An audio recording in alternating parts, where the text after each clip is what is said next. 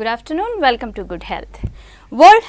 World heart day సందర్భంగా గుండెకు సంబంధించిన వ్యాధులు మరియు వాటికి తీసుకోవాల్సిన జాగ్రత్తల గురించి మనకు తెలియజేయడానికి కేర్ హాస్పిటల్స్ నుంచి director department of cardiology doctor Anoop Agarwal garu మనతో పాటు ఉన్నారు. వారిని అడిగి మరిన్ని విషయాలు తెలుసుకుందాం. Hi doctor, good afternoon. Hi, good afternoon. Yes doctor, tell me what do you mean by valvular heart disease? So heart has got many valves. There are 4 of them, and these valves, they function just like normal valves. And if any of those valves they don't function properly, then essentially that's called valvular heart disease, which means you have a heart disease involving your valves where your valves are not functioning properly. Yes sir, tell me what causes valvular disease? So heart valve can be damaged because of normal wear and tear. There are few causes. Let me line it up for you. Number 1, somebody is born with a congenital defect. That means at the time of birth the valve is deformed, and over the period of time the valve starts dysfunctional. Now sometimes there are infections which can cause valve problem. The most common in India is called rheumatic heart disease, which is a throat infection that happens in the kids, but over the period of time it starts affecting the heart valves. These patients, they typically present in their 30s, 40s with valve disease. But the most common that we encounter is the normal wear and tear. Remember, your valve opens and closes with every heartbeat, and your heart is beating more than 1 lakh times per day. So you can imagine, since you are born, that valve is opening and closing more than 1 lakh times every single day over the past as many years. So people who are 50 years plus or 60 years plus, their valve, they tend to wear and tear. They tend to have calcium deposit in there. We call it degenerative heart valve disease. So tell me what are the issues related heart valve diseases? So if the valves are not functioning properly, then it adds stress to the heart, and with adds stress the heart is not able to function properly, and it leads to a condition called heart failure. Those patients, they can have breathing difficulty, they may not be able to exercise that much, they may have chest discomfort, dizziness, they may even pass out or have syncope as what we call it. Sometimes they may have leg swelling, and there could be multiple other symptoms that can have. So how common is this valvular heart diseases? So valvular heart disease is fairly common. In fact, when you talk about heart attacks, rhythm disorders, heart muscle disease, any of these, the final outcome is the valves will start dysfunctioning. And the few causes that I told you, which is congenital, that is birth related or infection related or age related. So if you take all of this combined, then majority of heart patients that we see have some valve problem or the other. So I'm sure doctors prescribe medicines to help patients with valvular disease live longer. So valve dysfunction is a mechanical problem, as in something is not working properly inside the heart because of a defect, and medicines don't really do much to take care of this defect. Medicines definitely help patients feel better, but they do not change the course of the disease, and they do not make them live longer. Tell me what are the current innovations in valvular heart disease? So valve disease in the last decade or so has really seen an upsurge in cardiac innovations. I remember about 25-30 years ago, when I was not even in the medical school. At that time, most of the blockages inside the heart, as in what is causing heart attack, those were treated with bypass surgery. And then coronary stents started coming in, angiography started coming in, and now after 20-25 years we are in a situation where most of the heart blockages are treated with coronary angioplasty, and bypass surgery is reserved for very few. Similarly, in the valve disease also, in the last decade or so, there has been significant innovations where now the valve problems can be treated with catheters, things just like angioplasty. So these days, if somebody has got a valve dysfunction, and if there are certain kinds of valve dysfunction, then many of the times these valve problems can be treated just like an angioplasty, and this is one of the most significant advancements that has happened recently. Sir, can we talk innovations in other aspects of heart disease that you mentioned before? So, innovations in cardiology is not just restricted to valve disease. There are many other innovations which has come in the last decade or two, and the most significant of them is the newer medications. Most of the heart medicines that we are prescribing today have been rigorously tested, and these medicines have positive effect across the spectrum of heart disease. What we are talking about, valvular disease or muscle disease or blockages or whatnot, there has been newer innovations, and these medicines, they really help patient feel better and in some cases live longer. Then there are innovations in other aspects of heart disease like blockages. So as I said, about 25 years ago, most of the blockages were treated with bypass surgery. Then came balloon angioplasty, where a doctor would take a balloon and open the blockage in the heart. Then came stents, then came drug-eluting stents. Now these are metal stents which have got medication embedded inside. We are talking about micrograms, we are talking about sub-millimeter resolution. These are metal stents. Now recently we have dissolvable or resorbable stents. These are stents made up of plastic which are implanted just like a normal stent, and they dissolve after 2 years or 3 years. They dissolve, leaving a very healthy blood vessels. So lot of these innovations have come into cardiology, and maybe over the time we can talk about each of them. So what is aortic stenosis? So aortic stenosis is type of a valve disease. Remember, there are 4 valves in human heart. One of the valve is called aortic valve. If aortic valve does not open properly, then it is called aortic stenosis, as in the valve has become fixed, the valve has become rigid and it is not opening, and because of that the blood flow through that valve doesn't go very well. It's almost like the valve in your car tire. If it becomes too stiff, then you won't be able to pump air in your tire.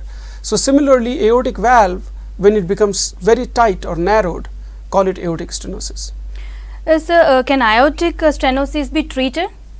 Yes, so aortic stenosis can be treated. We have to first understand what is the degree of aortic stenosis. So if stenosis is severe, then we certainly need to treat that. And as I said, for the valve disease, medicines don't work very well. So traditionally, the best way to treat aortic stenosis is have an open heart surgery where the surgeon goes in, dissects the old valve out and puts a new valve in. That's the traditional way of doing treatment for aortic stenosis. So in that case, what is the ideal treatment? So the ideal treatment is valve replacement. You just have to replace the valve, and you can do it through surgery, or recently you can do it through transcatheter, or what we call as TAVR.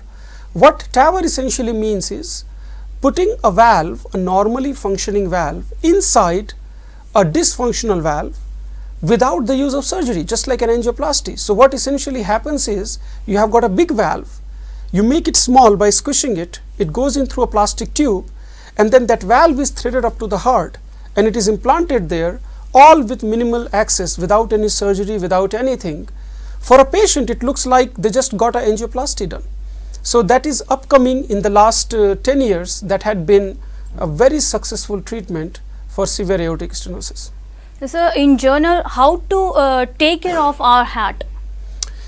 So you know, when you talk about taking care of our heart, it starts with your lifestyle, your diet, how you lead your daily activity, and then certain medications which are there to minimize future risk of heart disease. So when I talk about lifestyle, I mean incorporating physical activity or exercise in your life, being happy, partnering with your friends and family, doing some vocational activity, having some hobby, just overall being happy. Then we talk about a healthy diet, which essentially means eating less simple carbohydrates, eating less saturated fat, and promoting more vegetables, fruits, and cutting down on the junk food. So those are some of the dietary habits that we talk about, smoking is a big killer when we talk about heart disease. So if you smoke, or if anybody around you smoke, quitting smoking is probably the biggest thing that you can do to make difference in your life. Alcohol should be used in moderation, and then there are certain aspects for which you need to visit a hospital, like we're talking about sugar, cholesterol, blood pressure. All of these, they should be taken care of so that it reduces the risk of heart disease in the future. Yes, sir, for aortic stenosis patients, what valve did you use? So, you know, in aortic stenosis, there are different valves that can be used. Valves are divided into metallic valve and tissue valves. Metallic valves are typically implanted in younger patients, and they are done through open heart surgery. There is no alternative to that. Tissue valves are typically implanted in people who are aged more than 50 or 60. And when we talk about tissue valve, they can be implanted through surgery or through TAVR. These days, in our practice, in my practice, patients who have severe aortic stenosis and are elderly, or who have got even slightly higher risk of surgery, there we go for this tissue valve through TAVR, where they don't have to go through open heart surgery. So, what causes heart diseases in general? So, heart disease is, there are multiple reasons why people can develop heart disease, and lot of it relates to lifestyle, lot of it relates to genetics, lot of it relates to factors which are outside of our control, like pollution, like stress, ethnicity and whatnot. These are what we call as non-modifiable factors. Age is a non-modifiable factor. You really cannot stop aging.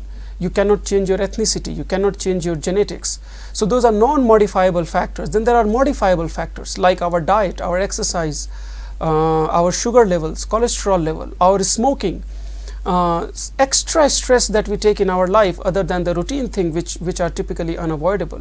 So lot of these things, they have a very complex interplay which eventually leads to heart disease.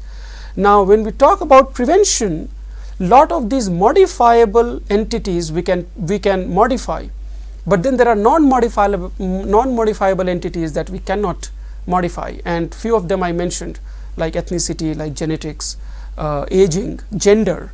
So males tend to have more heart disease than females. So all of these are non-modifiable that we really cannot change. So in this COVID pandemic situation, can we postpone these procedures? So you know, it's a difficult thing. I understand that in COVID pandemic, patients wouldn't want to get out of their house or go to the hospital with a fear of exposure. The problem is, when COVID hits, it is these patients with untreated heart problem who have a much higher risk of getting into COVID related complication. Let's take severe aortic stenosis for example.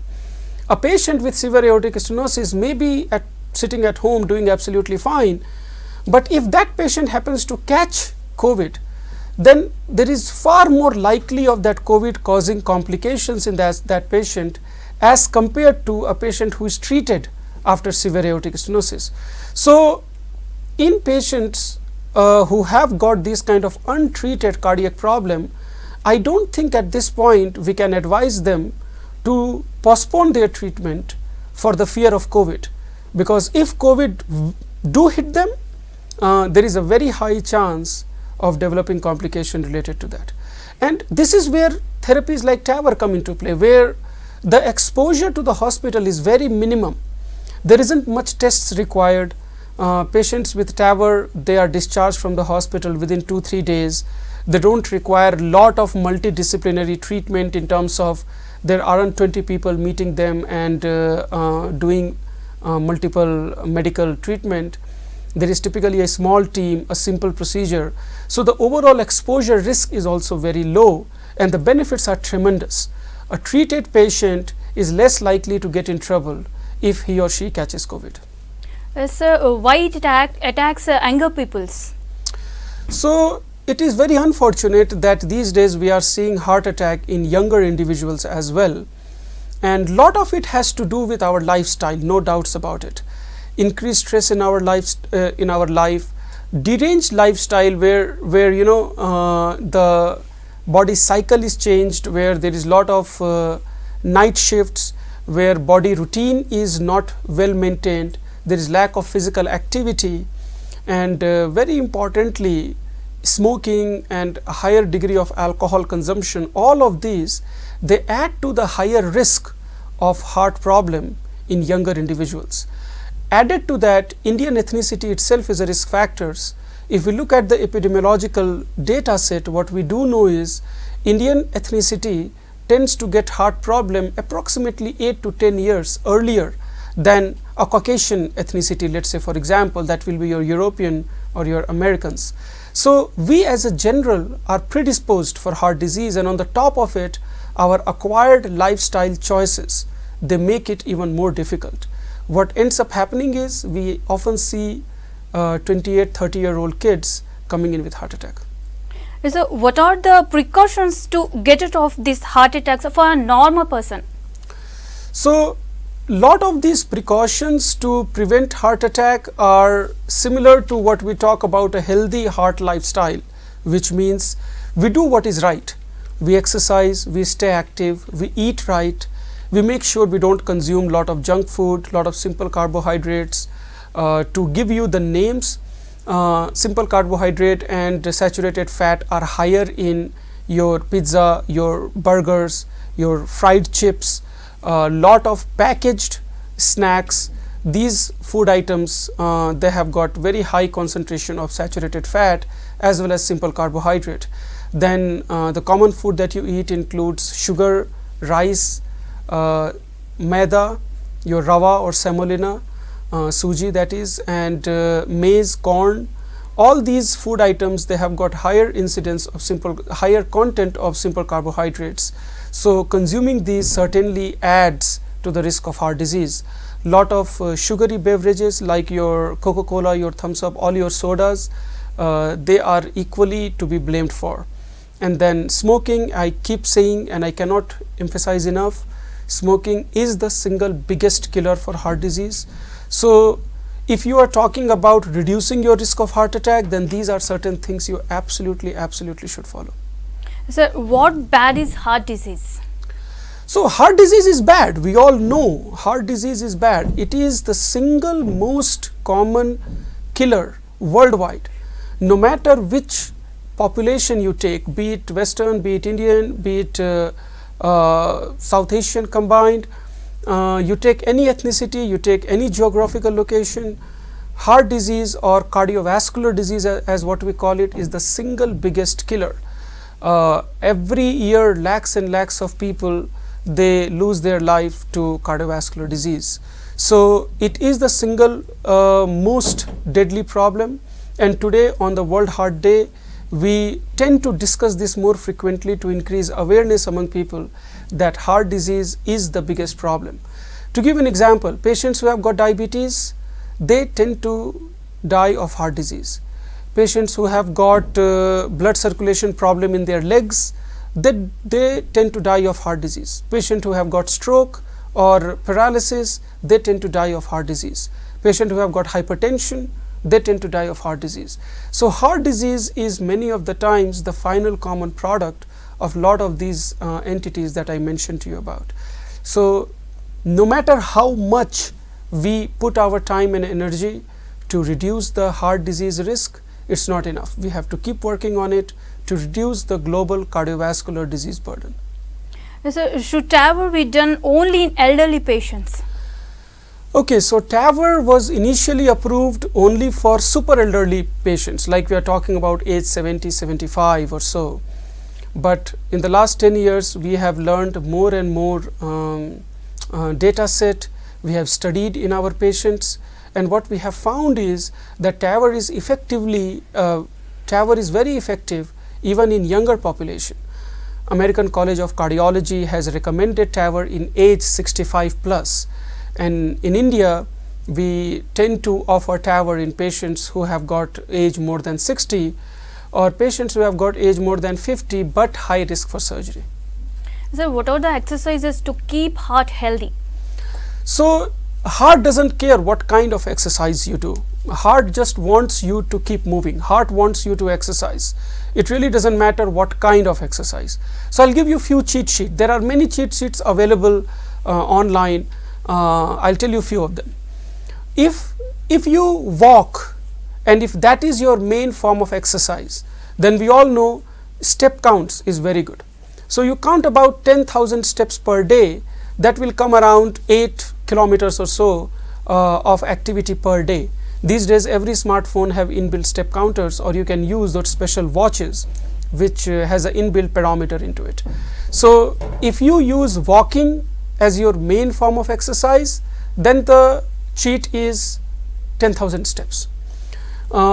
If you are doing jogging, running, if you are going on the stairs, if you are going to the gym, or if you are doing other kind of activities, then I'll give you a cheat sheet.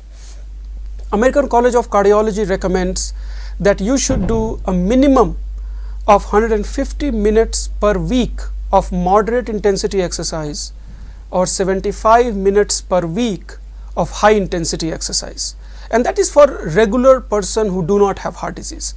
Then the question would come is, what is a moderate intensity exercise, what is a high intensity exercise, and that is where the cheat code is. You pick up whichever exercise you want, your jogging, your biking, anything, upper arms, whatever, and then you ask yourself two questions. During the exercise, are you able to talk, and are you able to sing? And that will give you an answer. If you are able to sing during the exercise, that means it's a low intensity exercise. You need to increase that intensity. If you are not able to sing but you are able to talk, that's a moderate intensity exercise. And if you are not even able to talk while doing exercise, that's a high intensity exercise. So it's let's say if you are on a bike and if you are going pretty fast where you are not even able to hold a conversation, then that would constitute a high intensity exercise. And if you do 75 minutes of that per week, that is the minimum required to keep your heart healthy as a general. So why heart disease is less in Kerala and high in Hyderabad? So India. So there are regional differences in heart disease, and regional differences are not just limited to Kerala or Hyderabad or India and let's say Europe or Australia or whatever. Like I'll give for example, in Japanese population heart disease is very uncommon. On the other hand, in Australian population heart disease is very, very common. They both are developed countries and they both have high incidence of smoking, they both have high incidence of so-called junk food consumption and whatnot. So regional variation in heart disease is definitely there. Lot of it has to do with ethnicity. So Indians who are born in India and who live in India, they tend to have a certain risk. Let's say when the same person goes to United States, then their risk decreases a little bit, but they never match the population who were born and brought up in the United States, or Caucasian for that matter. The reason why is because some of that risk is ethnicity based, genetics based, some of it is behavioral, what we eat, how we lead our life. So I can certainly perceive that folks living in Kerala, they have a certain different genetic profile than folks living in Hyderabad. Because of that difference in genetic profiling, you would have difference in heart disease, and that would be true for Japanese and American as well. On the top of it, the lifestyle would also matter. So the kind of food what typically one region population eat versus the other one, the incidence of overall smoking in that area, the incidence of overall physical activity in that area. So lot of these things, they would matter and they would lead to regional differences in heart disease. Okay, thank you sir. Idi Thank you so Ivalte much. Good Health. Stay tuned to V6 News.